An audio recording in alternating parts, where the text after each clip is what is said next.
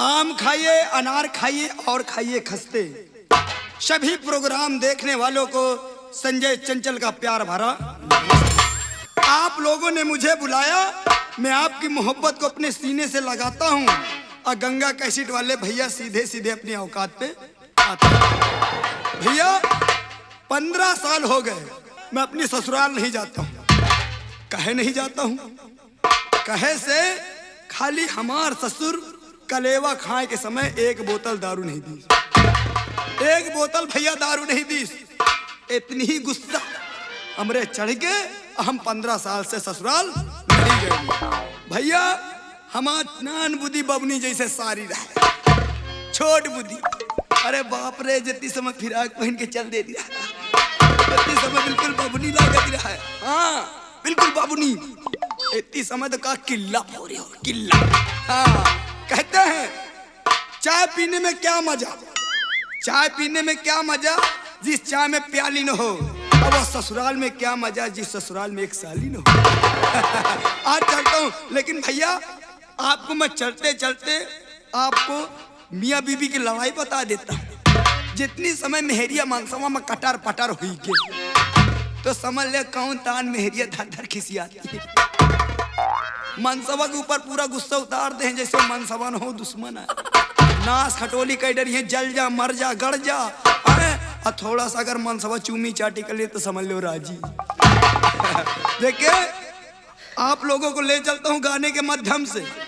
और उठो धना बोल गए अंगना मकौआ, और उठो धना बोल गए अंगना मकौआ, लगत तोहरे मई के से आगा बोलौआ। उठो धना बोल गयो अंगना मकौआ, लगत तोहरे मई के से आगा बोलौआ। उठो धना।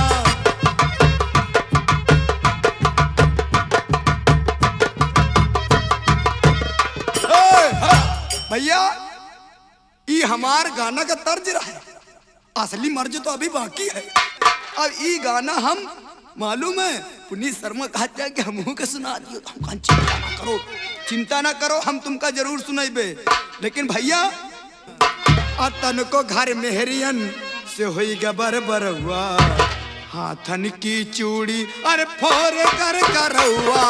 तन को घर मेहरियन से हुई गबर बरहुआ, हाथन की चूड़ी अरे फोर कर करौआ। तन को घर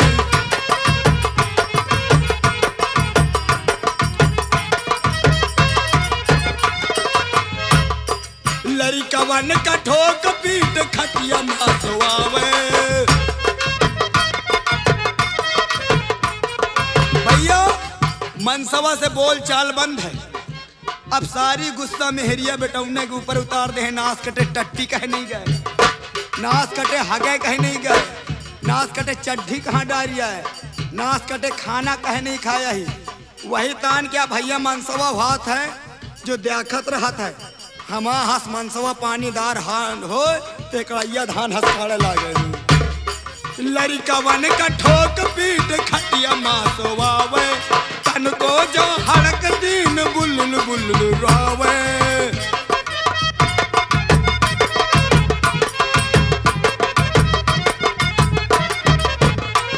अब इतनी समय गेहूं कटत है, मनसवा से बोल चाल नहीं है। औरतें भैया इस समय नंबर 1 पे चल रही गुटखा खाने में।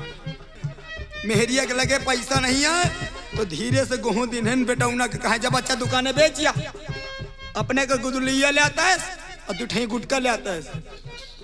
लड़कवन का ठोक पीट खटिया मासवावे, तन को जो हड़क दिन बुलुल बुलुल रोवे। घर का गेहूं जाए दुकानन में सरसरवा, हाथन की चूड़ी पर फोर कर करवा। घर का गेहूं जाए दुकानन में सरसरवा, हाथन की चूड़ी और फोर कर करवा। घर का गेहूं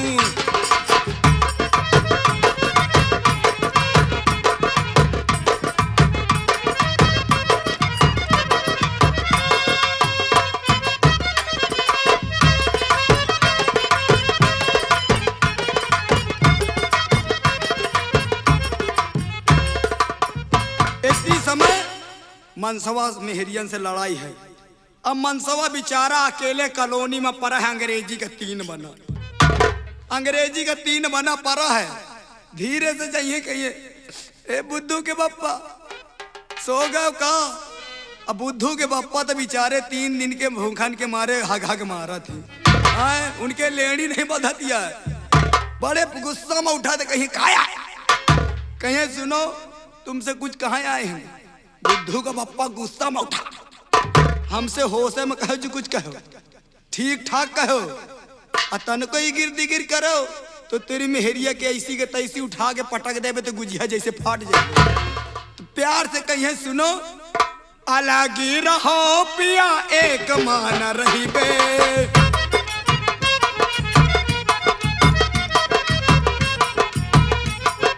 अलगी रहो पिया एक मान रही बे, सासैना नंदियन की बात है ना सही बे, चाहे रोज खाई लई के माल पौआ पौआ, हाथन की चूड़ी पर फोर कर करौआ, चाहे रोज खाई लई के माल पौआ पौआ, हाथन की चूड़ी पर फोर कर करौआ।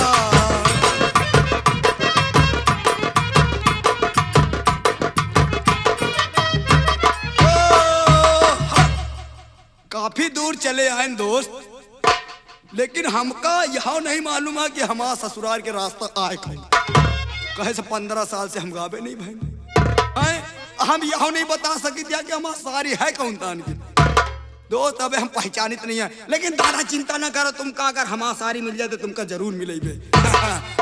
चलता हूँ अपनी साली जी से मिलता हूँ, अगर मिल गई तो 2 बातें करूंगा, अगर नहीं मिली तो चलाऊंगा।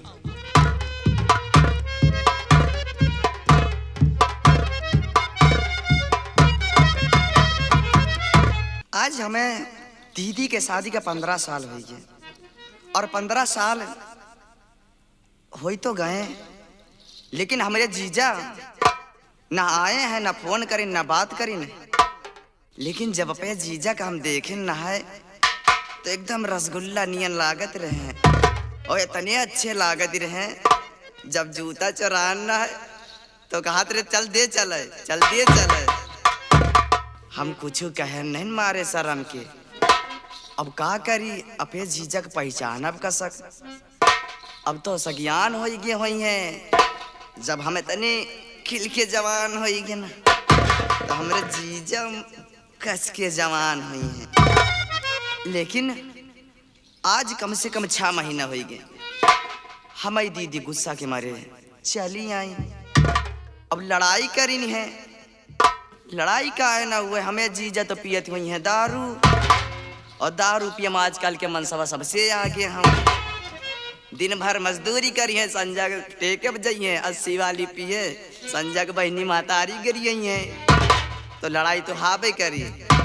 लेकिन हमारा जीजा हुई है कहाँ पर, कौनी की जाई रास्ता वो नहीं पता।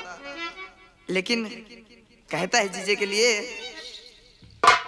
हर टूरी डारो करिया न से मजीजा, टूरी डारो करिया न से मजीजा।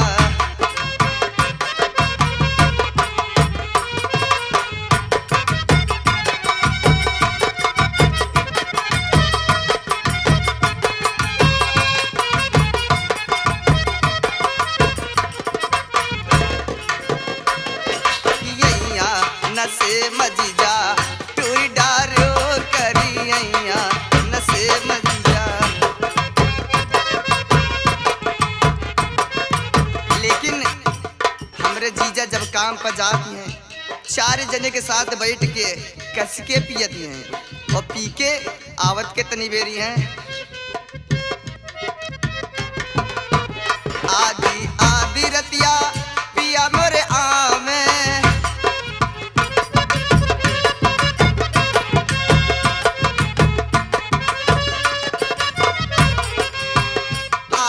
रतिया पिया दारू पी के आवे, पुलिस दरोगा का नाही डरावे, पुलिस दरोगा का नाही डरावे। सजिया पे चले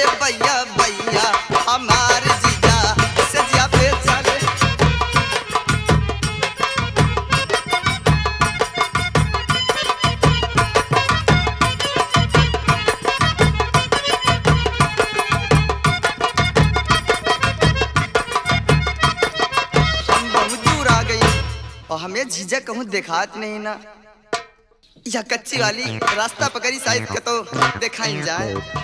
अरे हमरी बीबी रसगुल्ला हमरी साली है जलेबी, हमरी बीबी रसगुल्ला हमरी साली है जलेबी।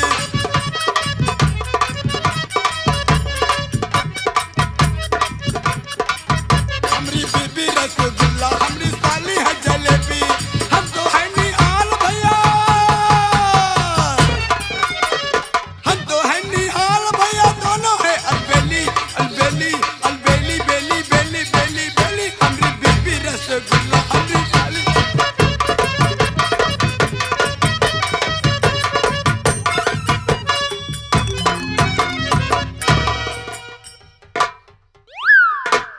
क्या माल है यार दोस्त। बढ़िया रास्ते में मिला यार। चलता हूँ इसके पास चलता हूँ। शायद कोई बात हो जाए। डिंग, डिंग, डिंग।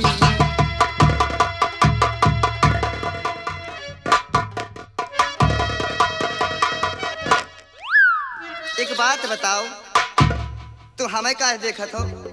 तो पै रास्ते जा, हम पै रास्ते जाई। मैं अपने रास्ते जाऊं हाँ और तुम अपने रास्ते जाओ। और क्या, शकल से तो अच्छे दिखते हो लेकिन बदतमीज हो शायद। तुमको दिखाता नहीं, आंखें बंद हैं क्या? तुम्हारी चश्मा लगा रखे हो। मेरी आंखें हैं बटन, हाँ, तू लौंडिया है या फिटन? तुम आदमी हो कि पैजामा? तू औरत है या झंझट? आई एम औरत। औरत है? यस। तू औरत है तो अगर तू साली औरत है तो मैं भी औरत क्या? हूं। और नहीं तो क्या, मैं भी औरत हूँ। तुम भी औरत हो? आई एम औरत। अरे तुम पुरुष हो। पुरुष नहीं, आई एम औरत। वो कैसे औरत हो? आई एम औरत, आई एम औरत। लेकिन तुम कहाँ जा रहे हो? मैं हाँ, जो इस रास्ते में ये मेंटेन बना के खूब चमकते हुए जा रहे हो। तुझे मालूम नहीं मैं कहाँ जा रहा था? नहीं। मैं अपनी साली को ढूंढ रहा था। साली को? हाँ। अच्छा। और तुम कहाँ जा रही थी? मैं नहीं बताऊंगी। कहीं नहीं बताओगी? नहीं। नहीं, जब हमसे पूछो तो हमहू का बताओ। हमका बताओ। तो आए काहे बताई? हमका बताओ। हमका बताओ। बताई थे, बताई। हमका बताओ। हम अपने जीजा के घर जाए थे। कहे कि जब शादी भाई रहा है हाँ। तो हम इतनी बड़ी रहन है फिर और हमें जीजा रसगुल्ला के तीन लागत रहे, खूब अच्छे लागे हम। तोर जीजा औका रसगुल्ला के जैसे औका। या को तो मुंह का साइज दिए है का? और हम जब जूता चुराना है ना, हाँ। तो हमसे कहीं चलो दियो चले। तोर जीजा? हाँ। तो हम कहें जीजा अब नहीं दे आबे, हाँ। बाद में दे आबे। हाँ। तो कहीं कुछ पैसा ले ले फिर दे दे। अच्छा ये बता, जितनी समय जीजा मांगत रहे हाँ। तुम कितनी बड़ी रही हुई हो? अरे वही 5 साल के रही नहीं। कहो भैया, यह 5 साल के रही दे लायक रही। अरे क्या समझा तो तुम? जूता जूता। हाँ, जूता के बात तो करी थी। हाँ? और लेकिन अब हम जीजा पे जीजा के मिले, हाँ। हमारा बड़ा मनवा तो मिले का। अच्छा ये बताओ, तुम अपने जीजा को पहचानती हो? कैसे पहचान? अब हम छोट के रहन, वो एकदम लंबे लंबे रहे हैं। बन गया, काम बन गया। तो जीजा का नहीं पहचानत या मैं साली का नहीं पहचानते हूँ। न हो तो दोस्त ये लौंडिया का लहावत हूँ। अगर न लही गए तो यह न लही तो है ही है। अरे जब न लही जाइए तो यह तो न लही है, बार बार चलते करिए। अब वही अदा से एक बार कह दो कि आए मोर जीजा खा लो। वही अदा से, वही अदा से। ओ मो जीजा खा ले। ये तो जैसे भूसा में लाठी मारत हो। अरे प्यार से बढ़िया, बढ़िया लरम लरम लरम से। कैसे? बढ़िया कमर हिला के बढ़िया, जैसे वो तान मन करे रहो कल्यामा खाए में। ओ मोर जीजा आओ खा ले। ओए बाप रे, यही तान दादा, यही तान के ऐठन बुकरी में और बीमार हो गए।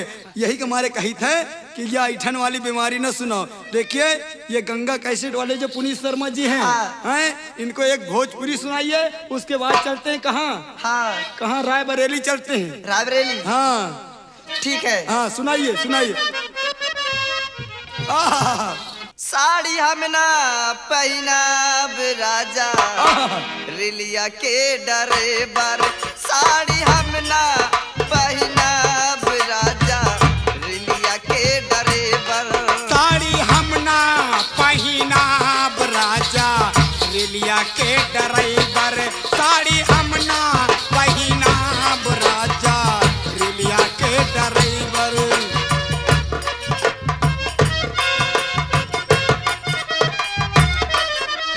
जब हम पहनब साड़ी मोर सैया चलावे गाड़ी। जब हम पहनब ए राजा सुना हो। हाँ हाँ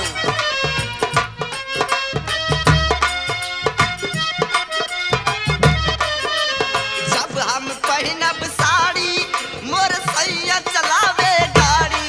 साड़ी हम ना पहनब राजा रिलिया के डरेबर।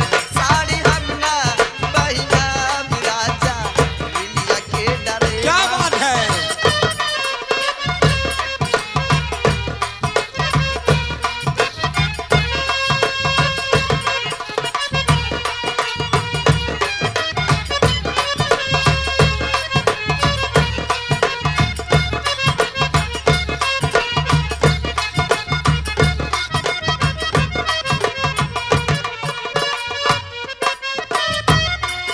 ए जी हाँ जब हम पहनब चोली मोर सैया चलावे गोली। तुमका चोली को लेके दिन है गंगा कैसेट वाले। पुलिस शर्मा जी दिन ओहो, लेकिन रमेश जी मुंह का दिन। अच्छा हाँ चोला। जब हम पहनब चोली मोर सैया चलावे गोली। चोली हम ना पहनब राजा रिलिया के डरेबर। क्या बात है। चोली हम ना पहनब राजा रिलिया के डरेबर।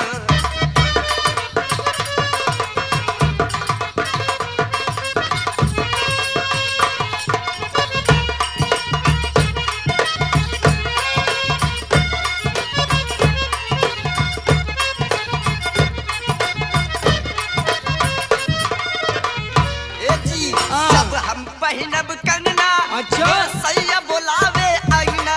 अंगना। हाँ अंगना पिछली वाली में। ओहो